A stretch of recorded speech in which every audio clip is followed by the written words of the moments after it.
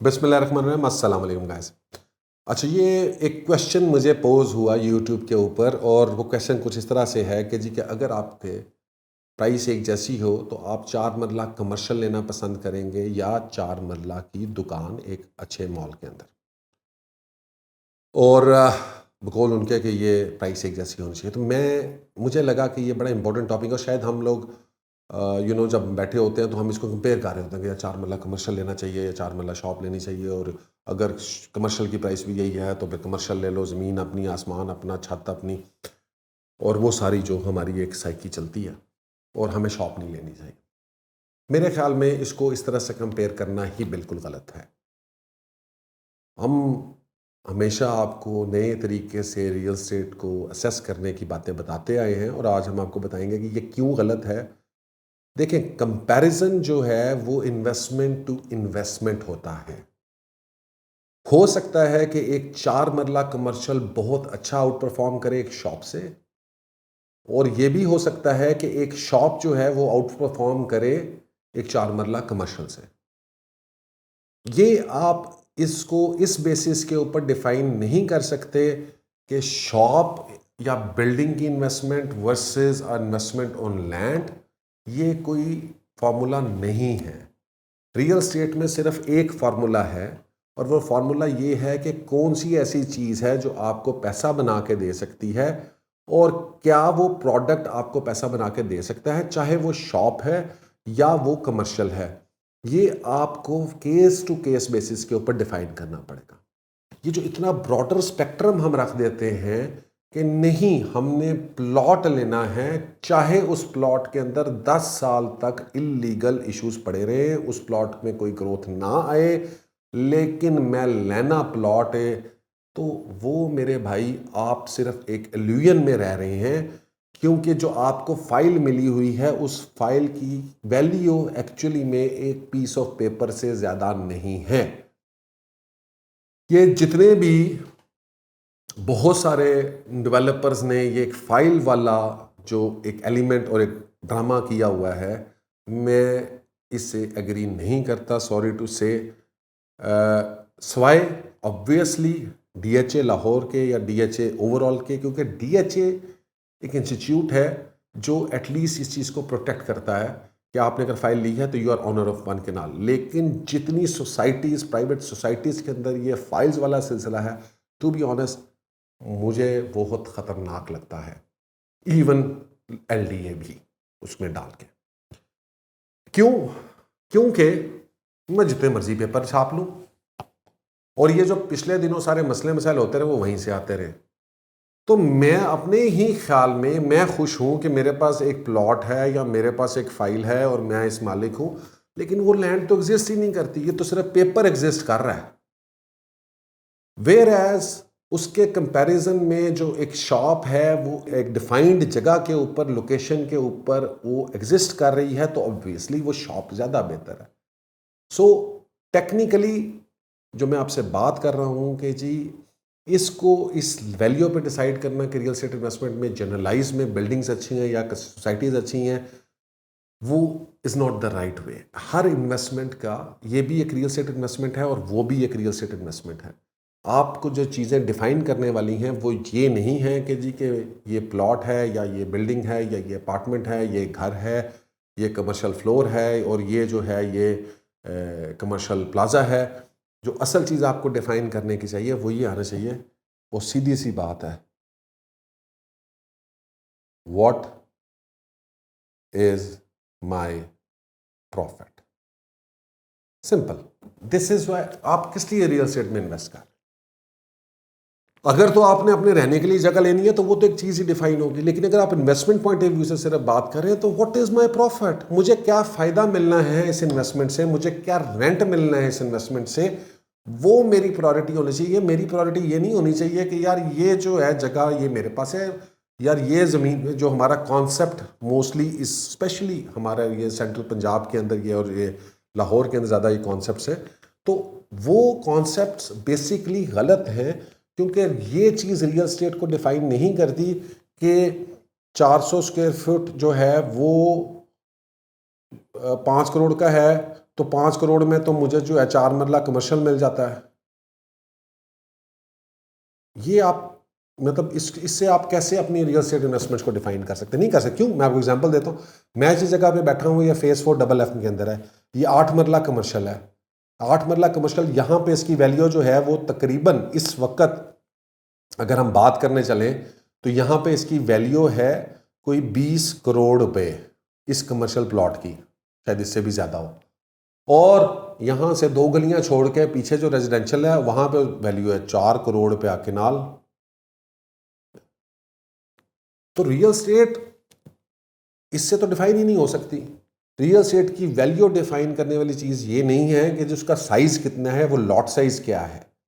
Yes, वो एक बड़े लेवल के ऊपर जब आप डेवलपर हैं उस वक्त लॉट साइजेस आपके लिए मैटर कर सकते हैं, लेकिन अब जब डेवलप्ड रियल स्टेट में जा रहे हैं तो फिर लॉट साइज डजंट मैटर ये करेगी कि उस रियल स्टेट से आप प्रोडक्टिविटी क्या ले सकते हैं। तो अगर शॉप के अंदर से आपको 10 लाख रुपया रेंट आ रहा है और आपको कमर्शियल प्लॉट के अंदर से 6 लाख रुपया रेंट आ रहा है तो फिर शॉप बेहतर है, क्योंकि उसकी प्रोडक्टिविटी ज़्यादा है। और अगर कमर्शियल में से आपको गेन नज़र आ रहा है कि उसमें से मुझे 10 लाख रुपए महीने का गेन होना है और शॉप में से मुझे गेन 6 लाख रुपया होगा, तो फिर कमर्शियल प्लॉट ज़्यादा प्रोडक्टिव है और आपको कमर्शियल प्लॉट लेना चाहिए।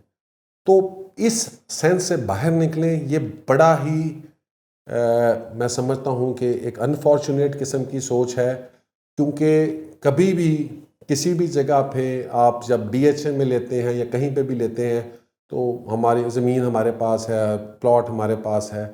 देखिए, बात यह है कि ना ज़मीन पे आप 2 बेसमेंट से ज़्यादा, 1 बेसमेंट से ज़्यादा नहीं बना सकते, तो ज़मीन आपके पास नहीं है। सॉरी टू आपके जो मैं ख्वाबों ख्यालों के ऊपर जो है इसको थोड़ा सा पानी फेरने के लिए, कि बेसमेंट से आप नीचे नहीं जा सकते, तो ज़मीन आपके पास नहीं है। आपके पास सिर्फ जो है वो 1 बेसमेंट जितनी जगह है वो आपके पास है, लिमिटेड। और आप अगर घर बना रहे हैं तो DHA में आप फर्स्ट फ्लोर से ऊपर सेकंड फ्लोर नहीं बना सकते। तो छत ये नहीं है कि आपके पास एक नाला है तो आप कल को इसके ऊपर 14 स्टोरी की बिल्डिंग बना लेंगे। वो आपने लॉस के मुताबिक ही चलना है। तो आपके पास उतनी ही जगह और आपकी यूटिलिटी जो है वो लिमिटेड ही है। सिर्फ जब आप LDA की जगहों पे जाते हैं वहाँ पे अनलिमिटेड चीज़ें, आपको फ्लोर्स, चीज़ें और वो सारा कुछ मिलता है, बट वहाँ पर प्राइसेस ऑब्वियसली बहुत ज़्यादा हैं। तो मैं ये नहीं कह रहा, ये डिपेंड करेगा कि आपने क्या चीज़ लेनी है। अगर आप घर बनाना चाहते हैं, बिल्कुल, अगर if you have the resources, finances, मैं आपको हमेशा रेकमेंड करता हूँ आप घर बनाएं, अगर आपके पास रिसोर्सेज हैं। अगर आपके पास रिसोर्सेज नहीं है, बजट अपार्टमेंट्स में जाएं। आप क्यों अपने सर पे अपने स्ट्रेस लेना चाहते हैं और परेशानी में लेना चाहते हैं और छोटे घरों में रहना चाहते हैं? 5 मरले के घर में 2 करोड़ के रहने, उससे बेहतर है कि आप एक अच्छा अपार्टमेंट स्केल 11 में लें और आप उसके अंदर रहें। एटलीस्ट आपकी लिविंग अच्छी होगी, आपका स्टैंडर्ड अच्छा होगा। तो ये पर्सनल चॉइस के मामलात हैं, ठीक है, और इनको उस एंगल से हमें देखना चाहिए। हम इसमें एक बेसिक प्लेटफॉर्म के जनाब सोसाइटी की इन्वेस्टमेंट या प्लॉट की इन्वेस्टमेंट वर्सेस अ बिल्डिंग इन्वेस्टमेंट, और वो क्या ओवरऑल अच्छी है, मैं आपको, I am doing a research work, मैं आपसे एक वीडियो भी इंशाल्लाह शेयर करूंगा। मैं आपको बताता हूँ, मेरा कंप्लीट ये एनालिसिस है कि अगर जनरली हम देखें तो कंस्ट्रक्शन प्रोजेक्ट्स की इन्वेस्टमेंट सोसाइटीज़ के अंदर प्लॉट्स की इन्वेस्टमेंट से बेहतर और ज़्यादा रिटर्न्स देते हैं, और देते आए हैं और देते आएंगे, क्योंकि वो एक एवरग्रीन सॉल्यूशंस होते हैं। और वहाँ पर जिस तरह ग्वादर में आप 10-10 साल बैठे रहे अपने करोड़ों रुपया रख के, या जिस तरह से 2016 से 2020 में प्लॉटों में आप करोड़ों रुपया रख के बैठे रहे DHA के अंदर भी, और जिस तरह से बहुत सारी और जगहों के ऊपर आपने इलीगल सोसाइटीज़ के अंदर अपने पैसे गंवाए, फाइलें गंवाई, जो केसेस नैब में चल रहे हैं, उसके अगेंस्ट कमर्शियल प्रोजेक्ट्स में आपको इस तरह की एक्टिविटीज़ बहुत लिमिटेड मिलेंगी। इसके ऊपर इंशाल्लाह ताला हम एक डिटेल डिस्कशन करेंगे। I am doing my research work on that, क्योंकि मैं आपको थोड़ा सा स्टैटिस्टिक्स शेयर करूँ जो मैंने आज वैसे देखे हैं, और वो ये है कि तकरीबन सिर्फ लाहौर में 550 से ज़्यादा इलीगल सोसाइटीज़ एग्जिस्ट करती हैं। क्या आपने सुना है कि लाहौर के अंदर 500 से ज़्यादा इलीगल बिल्डिंग्स इस तरह की सेल हो रही हूँ?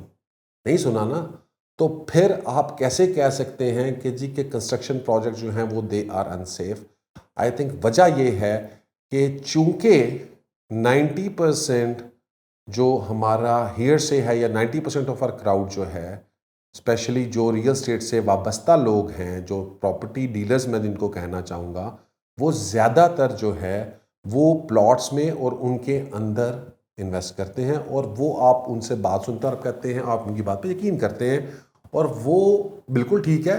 मैं प्लॉट्स की इन्वेस्टमेंट को अंडरमाइन नहीं करना चाहता, very good investment, speculative trading awesome, सारा कुछ बहुत अच्छा है, लेकिन उसके बदले में उसके अगेंस्ट अगर आप चले जाएंगे तो आपको नज़र आएगा कि जी के रियल स्टेट की इन्वेस्टमेंट जो मैं बात कर रहा हूँ कंस्ट्रक्शन प्रोजेक्ट्स की, उनके रिटर्न्स आर मोर सॉलिड।